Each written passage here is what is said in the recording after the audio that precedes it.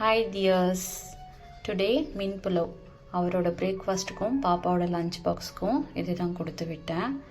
இதுதான் தேவையான ingredients: biryani spices, தக்காளி சின்னதாக ஒன்று, வெங்காயம், அப்புறம் கட் பண்ணி வச்ச காய்கறியும் பட்டாணியும், அப்புறம் மீன் பேஸ்ட்டு. அதாவது அதில் என்ன போட்டிருக்குன்னா, புதினா ஒரு கைப்பிடி அளவு, ஒரு பச்சை மிளகா, ஒரு 2 பல் பூண்டு, ஒரு துண்டு இஞ்சி போட்டு அரைச்சி வச்சுக்கிட்டேன். தாளிப்புக்கு முன்னாடி அரைச்சி வச்சுக்கோங்க.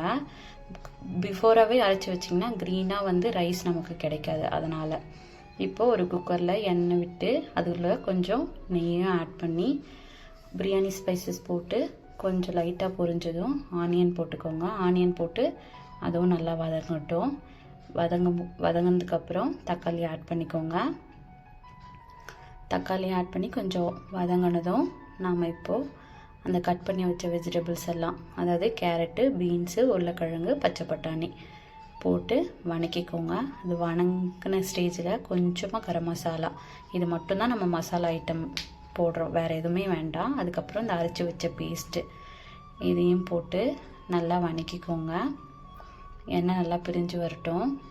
சூப்பராக இருக்கும் இந்த சாப்பாடு. சட்டுனும் ரெடி பண்ணிடலாம்.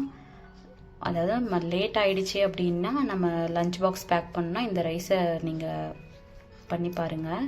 சீக்கிரமாகவும் பண்ணிடலாம், ரொம்ப டேஸ்ட்டாகவும் இருக்கும். இதெல்லாம் நல்லா எண்ணெய் பிரிஞ்சு வதங்குற அளவுக்கு வணக்கிட்டு இப்போ தண்ணியை ஆட் பண்ணிக்கிறேன். நான் 1 டம்ளர் அரிசி போட்டேன், 2 டம்ளர் தண்ணி விட்டுக்கோங்க. நான் இதில் போட்டிருக்க அரிசி நம்ம ரேஷன் கடையில் கொடுத்துருக்க பச்சரிசி தான். இப்போ பொங்கல் அப்போ கொடுத்தாருங்க இல்லைங்களா, அதை தான் போட்டிருக்கேன். டேஸ்ட் நல்லாவே இருக்கும்.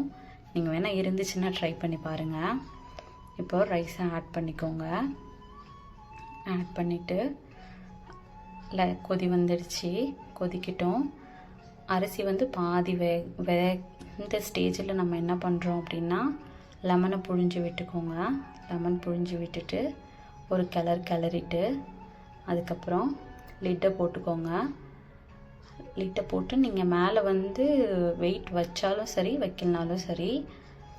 வச்சிங்க அப்படின்னா ஒரு விசில் விட்டுக்கோங்க. வைக்கல அப்படின்னா 10 மினிட்ஸ் சிம்மில் வச்சுக்கோங்க. பாருங்கள், இப்போ ரெடி ஆகிடுச்சு. சூப்பராக இருக்கும். இதுக்கு குக்கும்பர் ரைத்தா தான் வச்சுருக்கேன். இதுதான் பாப்பாவோட லஞ்ச் பாக்ஸ். தேங்க்யூ.